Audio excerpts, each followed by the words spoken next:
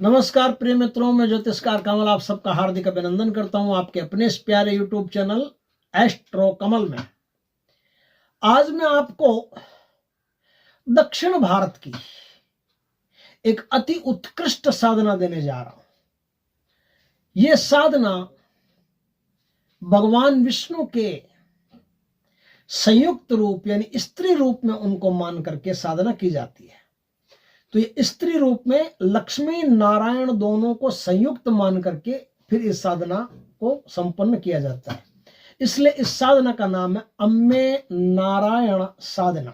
अम्मे नारायण साधना, अम्मा यानी मां, नारायण साधना, मां के रूप में भगवान को मान करके फिर इस साधना को किया जाता है। पहले तो मैं ये बताऊं कि इस साधना को क्यों किया जाए, क्या होगा इसको करने से, तो ध्यान से सुनिए।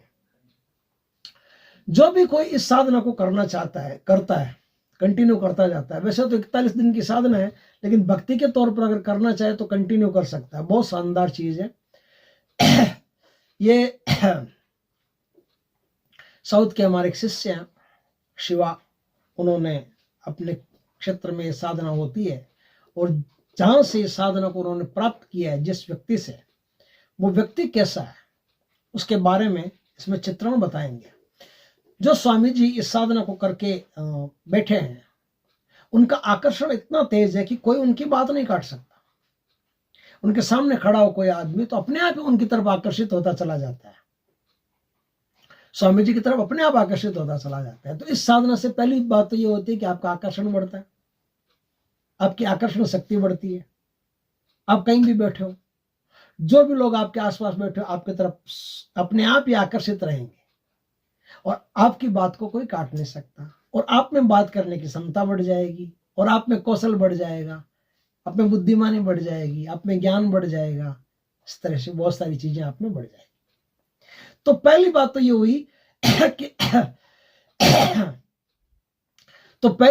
हुई कि इस साधना को करने वाला आदमी आकर्षण से भरपूर हो जाता है। आकर्षण शक्ति उसमें गजब की पैदा हो जाती है, देवताओं जैसा लगता है।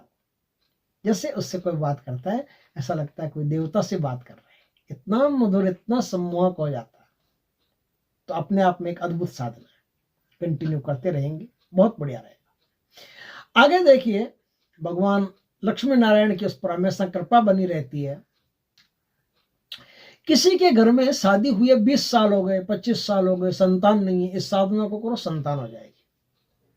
ये साधना पुत्रदा साधना है, तत्काल साधक को संतान प्राप्ति करवाती है उसे, इसलिए क्योंकि उसे किसी भी प्रकार के नरक में नहीं जाना पड़े, इसलिए उसे पुत्र संतान देती है, ताकि उसका अंतकर्म, अंतिम संस्कार जो होता है, अंतकर्म श्राद्ध कर्म वगैरह होता है, वो करने के लिए पुत्र की आवश्यकता पड़ती है। तो पुत्र होता है तो पू नामक जो नरक होता है उससे बचा रहता है। तो वो अपनी जिंदगी को एक पुत्र उसकी जिंदगी में आता है, और पुत्र, एक अच्छा पुत्र उसकी जिंदगी में आता है, वो उसका अंतिम संस्कार करके उसको मोक्ष की प्राप्ति के मार्ग खोल देता है। क्योंकि किसी नरक में नहीं जाओगे तो अपने आप में मोक्ष प्राप्ति के मार्ग आपके सामने खुले रहेंगे। कहते हैं ऐसा शास्त्रों में कि पुत्र नहीं होता है, उसको पू नाम का एक नरक होता है, वो भोगना पड़ता है। तो पुत्रदा ये साधना जो कर लेता है उसको पुत्र की प्राप्ति होती है। अब वो तो पुत्र की बात तो तब होगी जब विवाह होगा। विवाह ही नहीं होगा तो पुत्र कहां से लाएंगे। तो जिसका विवाह नहीं हो रहा है, चाहे वो स्त्री हो, चाहे वो पुरुष हो, लड़की हो, लड़का हो, कोई भी हो, जो भी इस साधना को कंप्लीट कर लेता है 41 दिन का, उसका विवाह फटाफट से हो जाता है और उत्तम वर या उत्तम वधू से उसका परिणय संबंध होता है। इतनी अद्भुत साधना है। ये तो हुई ऊपरी ऊपरी वो बातें जो सांसारिक बातें हैं। उस आदमी के शत्रु अपने आप गांव छोड़ के भाग जाते हैं, या फिर शत्रु ऐसे मित्र बन जाते हैं, ऐसे गजब के मित्र बन जाते हैं कि आज तक मित्र ऐसे मित्र नहीं थे, इतने जोरदार मित्र बन जाते हैं। अपनी करनी की माफी मांग करके और उसके मित्र बन जाते हैं। या तो मित्र बन जाते हैं या फिर छोड़ करके निकल लेते हैं, उसके आसपास नहीं रहते। शत्रुओं का उच्चाटन अपने आप इस साधना में होता है। इस साधना में सात्विक वशीकरण होता है।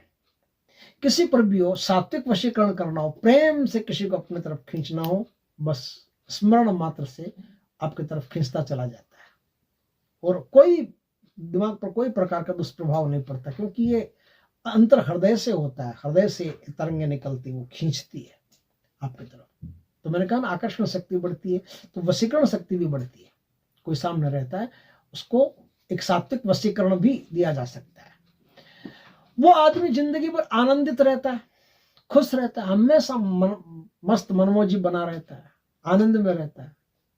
ये साधना मोक्ष प्राप्ति तक भी करवाती है, साधक को सिद्ध पुरुष बना देती है। निरंतर करता जाए तो साधक सिद्ध पुरुष बन सकता है। और सिद्धता का अर्थ क्या है, ये आपको अलग ढूंढना पड़ेगा, क्योंकि हर आदमी के हिसाब से सिद्धता का अर्थ अलग, हर व्यक्ति के हिसाब से सिद्धता का अर्थ अलग है। एक ही शब्द से हर सिद्ध पुरुष को नहीं नवाजा जा सकता। बुद्ध अलग सिद्ध पुरुष है, गोरखनाथ अलग सिद्ध पुरुष है, हर आदमी अलग सिद्ध पुरुष है।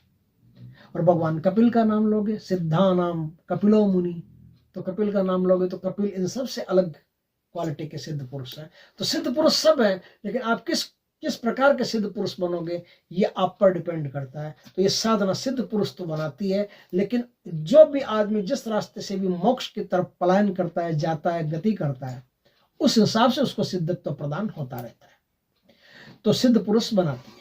इस प्रकार से साधना जो है ना, वो कई काम अपने आप करती है। उच्चाटन होता, वशीकरण होता, सिद्धत्व होता, मोक्ष की प्राप्ति होती, आनंद की प्राप्ति होती, विवाह हो जाता, बच्चे हो जाते, सब कुछ उसके जीवन में एकदम उत्तमोत्तम होने लगता है। सुख समृद्धि उसके पास हमेशा बनी रहती है, क्योंकि लक्ष्मी नारायण की संयुक्त साधना है। तो धन दौलत की तो कमी नहीं रहेगी जो इस साधना को करेगा। तो धन दौलत ऐश्वर्य मान सम्मान यश बल तप सब कुछ उसके पास बनता चला जाता है, बनता चला जाता है। तो ये तो हुई भूमिका कि आप साधना क्यों करें ये बताने के लिए। अब किस तरह करें ये बता देते हैं।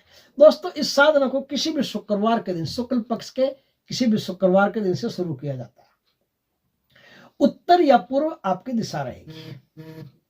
उत्तर या पूर्व की तरफ मुख करके एक बाजोट बिछाएं, बाजोट के ऊपर सफेद कपड़ा बिछाएं। आपके भी सफेद धोती रहेगी, ऊपर एक सफेद गमछा रहेगा। बिना सिले हुए वस्त्रों में साधना करनी होती है। आप समझ गए होंगे बात को, ठीक है। माँ लक्ष्मी, माँ जो अम्बे नारायणी है, अम्बे नारायणी की तस्वीर जो इनके मंदिर वगैरह है साउथ में, वो तस्वीर हम आपको यहाँ प्रोवाइड करवा देंगे, यहाँ स्क्रीन पर चिपका देंगे। तो वहां से आप तस्वीर को डाउनलोड कर लीजिएगा, या कैसे भी स्क्रीनशॉट ले लीजिएगा, उसका तस्वीर का स्क्रीनशॉट ले लीजिए। वही तस्वीर आपको अपने पूजा घर में जहाँ पूजा करोगे उस पूजा स्थान में रखनी है। पूजा स्थान में बाजोट के ऊपर उस तस्वीर को लेमिनेटेड करवा करके, फ्रेमिंग करवा करके फिर उसको वहां रख दें, ठीक है। रख दिया आपने, आपका आसन सफेद रहेगा, आपके कपड़े सफेद रहेंगे, आपकी दिशा पूर्व या उत्तर रहेगी। इस प्रकार से आपका सिस्टम रहेगा। अब वहां बैठ करके आपको क्या करना है, बढ़िया फूल पुष्प, घर से बनी हुई कोई भी मिठाई हो, उस मिठाई का आपको भोग देना है। कोई भी प्रसाद, उस प्रसाद का भोग देना है। साधना में और कोई टाम टिम है नहीं, एकदम सीधी सीधी एकदम आसान साधना है। तो धूप दीप बढ़िया कर दें, बढ़िया मिठाई का भोग दे दें, एक लोटा जल वहां भर करके रख दें, बस इतना काम हो गया। अब वहां बैठ करके आपको एक माला गणेश जी के मंत्र की करनी है, एक माला गुरु के मंत्र की करनी है, एक माला आपको शिव जी के मंत्र की करनी है। ये 3 मालाएं आपको करनी है। अब चाहिए आपको सिद्ध रुद्राक्ष की माला। उस सिद्ध रुद्राक्ष की माला से आपको 41 दिन तक 41 माला प्रति रात जाप करनी है। इस प्रकार से इस साधना को आपको कंटिन्यू करना है। साधना संपूर्ण हो जाए तो आप बच्चों को भोजन करवा दीजिएगा, स्त्रियों को, सुहागिन स्त्रियों को भोजन करवा दीजिएगा, कुछ हो सके ऐसा भोजन करवा दीजिएगा। और इसमें हवन आदि करने का कोई सिस्टम है नहीं, आप चाहो तो कर सकते हो, नहीं तो कोई दिक्कत नहीं है। आगे जो मंत्र है उस मंत्र के आगे स्वाहा लगा करके हवन कर सकते हो, नहीं करना चाहो तो भोजन तो करवाना होता है। साधना में विशेषताएं तो मैंने बता दी, साधना किस प्रकार से होगी वो बता दी, साधना क्यों की जाए वो बता दी, लेकिन साधना की सावधानी है वो भी सुन लो। ये साधना पूर्णतया सात्विक होती है, किसी भी प्रकार का कोई तामस नहीं होता। आप किसी को गाली नहीं दे सकते, आप किसी से लड़ाई नहीं कर सकते, आप शराब, मांस, गुटखा, पुड़ी, सिगरेट ये कुछ नहीं पी सकते, है ना, अंडा वंडा कुछ भी, इन सब से आपको दूरी बना करके रखनी पड़ेगी। आपको एकदम सरलता और सादगीपूर्ण जीवन जीना पड़ेगा। ब्रह्मचर्य प्रधान है, आपको भूमि पर शयन करना पड़ेगा। ढीले कपड़े, अगर दिन में भी रहते हैं तो ढीले कपड़े पहनने पड़ेंगे, और साधना में तो बिना सिले कपड़े पहनने हैं। तो इस प्रकार से आपको ये साधना करनी है। सबसे बड़ी बात इसमें क्या है कि चमड़े से बनी हुई, अक्सर क्या होता है अपन पर्स वगैरह रखते हैं, तो चमड़े से बनी हुई कोई भी वस्तु होती है ना, उसको टच नहीं कर सकते। चमड़ा मरे हुए पशु का चमड़ा, जिंदा पशु को तो छू सकते हो, गाय को छू सकते हो, जिंदा छू सकते हो, लेकिन मरे हुए पशु के चमड़े को आप छू नहीं सकते। इस बात का खास ख्याल रखें। बस इस प्रकार से साधना है, आराम से एकदम आसानी से साधना को आप करके अपने जीवन को उत्कृष्ट बना सकते हो और बहुत सारी चीजें इसमें साधना में आपको प्राप्त होगी, जिसका प्रसाद आप देश दुनिया में बांट सकते हो। क्योंकि साधना है ही ऐसी कि जितने इस साधना को लगातार किए जाओगे उतना सबके प्रति आपके मन में दया पैदा होना शुरू हो जाएगी, कोमलता पैदा होना शुरू हो जाएगी, तो सबके हित की भावना अपने आप रहेगी, तो सबकी सहायता भी आप साधना के द्वारा, शक्तियों के द्वारा अपने आप करने लगोगे। ये कहने की बात नहीं है, अपने आप ही सब कुछ होगा। तो दोस्तों बहुत बढ़िया साधना है। इसका जो मंत्र है, मंत्र मैं आपको बता देता हूँ, ठीक है। मंत्र है अम्बे नारायण, देवी नारायण, लक्ष्मी नारायण, भद्रे नारायण, अम्बे नारायण, देवी नारायण, लक्ष्मी नारायण, भद्रे नारायण।